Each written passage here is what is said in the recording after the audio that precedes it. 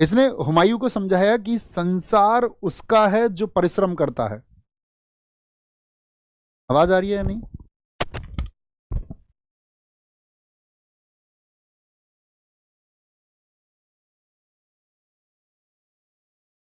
उसने समझाया हुमायूं कि संसार उसका है जो परिश्रम करता है, किसी भी आपत्ति का मुकाबला करने से मत चूकना।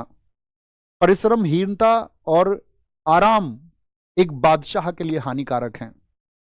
ए हुमायूं, तुम्हारे भाई चाहे जैसे भी हों, तुम्हारे भाई चाहे दोषी हों, उनके विरुद्ध कुछ ना करना।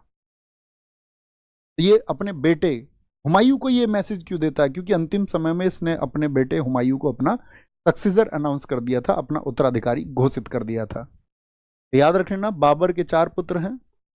कल पूछूंगा आपसे, बाबर के 4 पुत्र हैं और 4 बेटे को क्या नाम है उसके? हुमायूं। पहले इसके और बाकी फैमिली ट्री के बारे में बात करेंगे। हुमायूं, कामरान, अस्करी, अस्करी और हिंदाल। हम सब करके बताएं, चीजें समझ में आई? कैसे वो आया, किस नीति से लड़ा, क्या सीखने योग्य था? और दोस्त, हमारे ये संस्कृति, इस हिंदुस्तान की संस्कृति हमें ये सिखाती है कि हमने हर जीव से समझा है, हर जीव से सीखा है। हमारे बहुत सारे ऋषि ऐसे हुए जिन्होंने सिर्फ गाय से ज्ञान प्राप्त कर लिया। यानी हमने हर एक वस्तु से जहां से सीखना चाहा, हमने वहां से सीखा। और जब आप धर्म के परे होके, जाति के परे होके सीखना जान जाओगे, तब आप एक महान व्यक्ति बनोगे इस दुनिया के, याद रख लेना।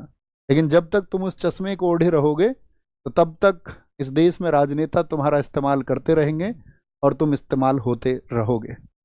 तब आपको ये बताया जाता रहेगा कि भैया आपकी जो संख्या है वो कम हो रही है, किसी की संख्या बढ़ रही है। तब तुम उनसे ये पूछना, संख्या सवाल नहीं है। क्या इजराइल में